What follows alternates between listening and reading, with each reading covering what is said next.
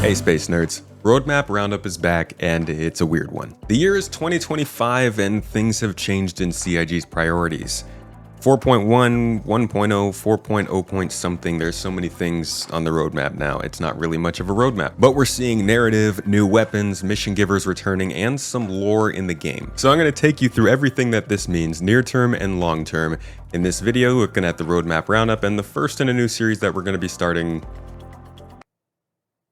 now. 4.0.1 is the big news that has come out with this Roadmap Roundup. It's what we didn't really know about up until now, but the first signs coming into it, and this is not everything confirmed, are looking pretty good. First, we've got mission givers confirmed with a location and an actual mission given themselves. This is something that they stopped doing around 3.5 or so because the AI just couldn't function well enough for us to have NPCs that we could talk to and interact with and get missions from. You can find them in the game now, but they're pretty broken. So to see them focusing on it again shows us a little bit of a follow-up from last year's monthly reports, but also a sign that server meshing is helping with that kind of performance. They're also looking at a new sandbox activity, which I think a lot of people are guessing is going to be the Valakar monster hunting stuff they've been working on.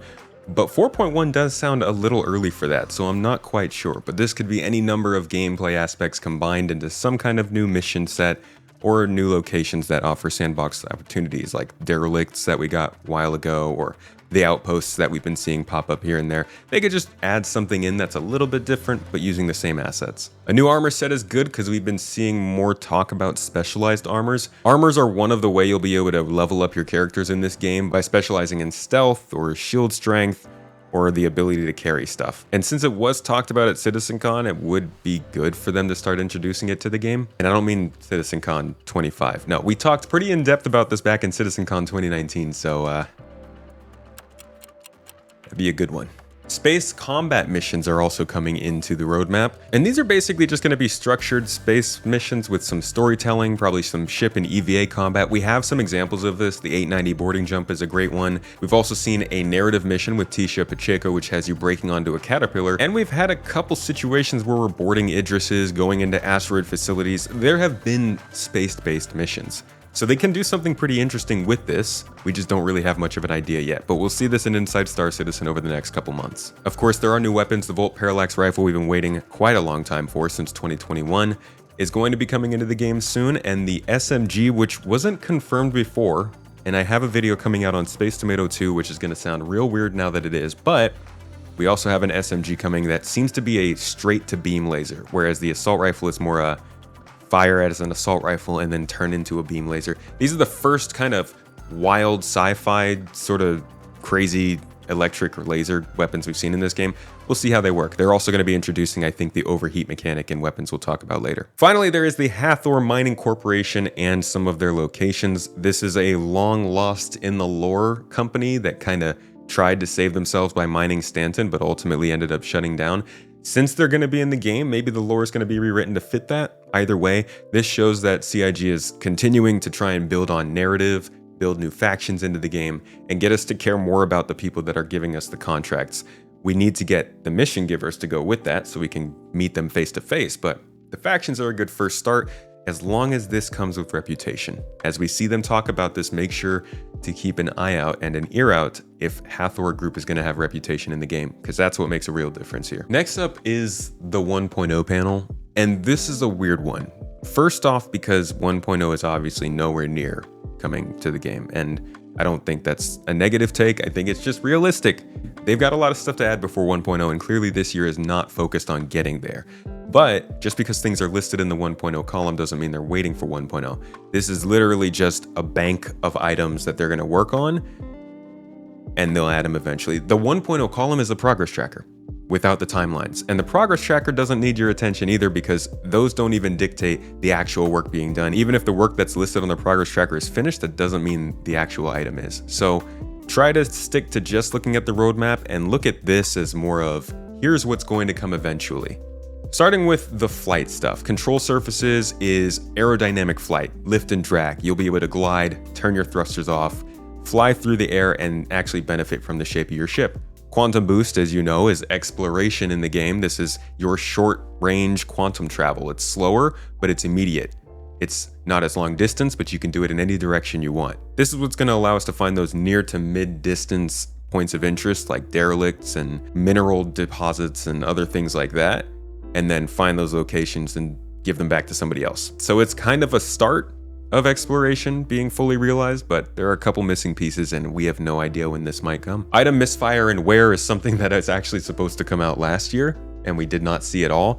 This was delayed from the 3.23 kind of area of features. I don't know if it was going to be in that patch, but it was definitely shown at CitizenCon 23 and we haven't seen it since. Seems like it was put on the back burner, probably polished for Squadron 42 instead. Fire hazards and extinguishers, you can just lump those in with life support and engineering as features that were supposed to be in 4.0 but were delayed and now won't be in 4.1, seemingly because they need more polish and probably some time in the EPTU. So I would keep an eye on these, as well as charge and drain. This was required for some of the new missions coming into Pyro, these handyman, engineer, repairman missions that aren't in 4.0. Yeah, it's kind of a bummer that these aren't in 4.0, and even more so a bummer that they're not really planned for 4.1. But at the same time, to all of you who are looking for stability, this is it. This is them putting their money where their mouth is. They're not going to push these features till they know they're ready. And until we see these in the EPTU, guys, I would say they're at least 3 months out. So keep an eye on these showing up in the preview channel and the testing platforms. And at that point, then we can start to assume we're working towards a release. But for now, I would just out of mind, out of sight, which sucks for something like engineering, but that seems to be the way it is with the 2025 focus. And that brings us to solar flares, which is weirdly missing from 4.0 as well, but likely is dependent on radiation, which was also, I think, talked about a little bit today, and is likely based a little bit on engineering because it'll affect those systems in your ships.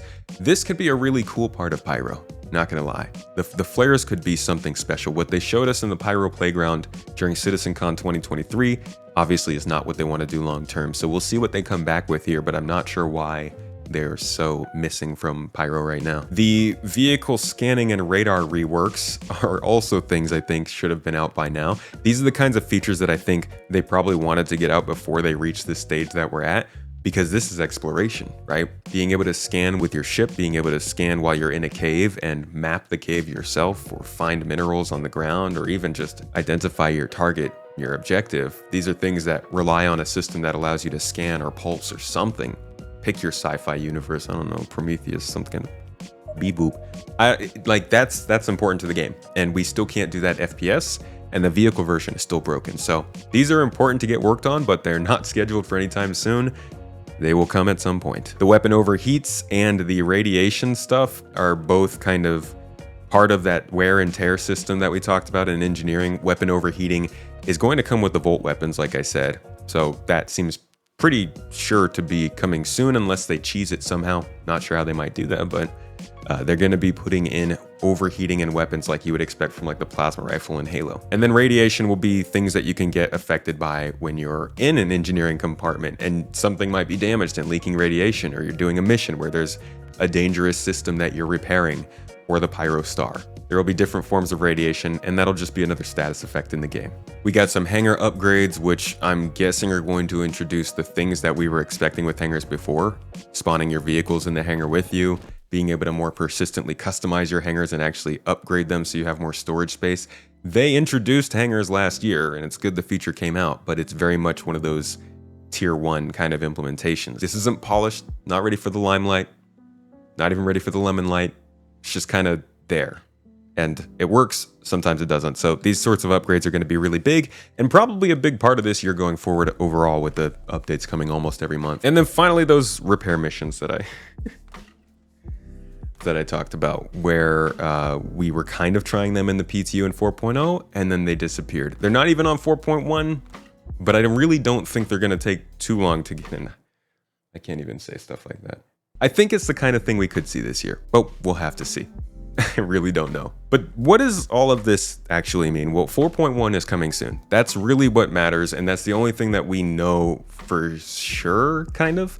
4.1 is going to be your Q1, Q2 patch, so March, April time. That's going to drop and introduce a lot of these things that we talked about, like the new weapons, the new armor, the new mission givers, that kind of stuff. The 1.0 column, though, really should just be seen as the intent of the company and what they want to work towards. Some of it's long-term, some of it's short-term. I think there are a lot of things that will show up on this list that we haven't seen yet, like hacking's not there, drones aren't there. There are plenty of things that are going to be in Star Citizen 1.0 that they're not talking about. And I think even though we were at this point last year where they were saying they wanted to get us the full story of what 1.0 is, this is just, they're struggling with the communication again. And I think that they're trying to juggle too many plates.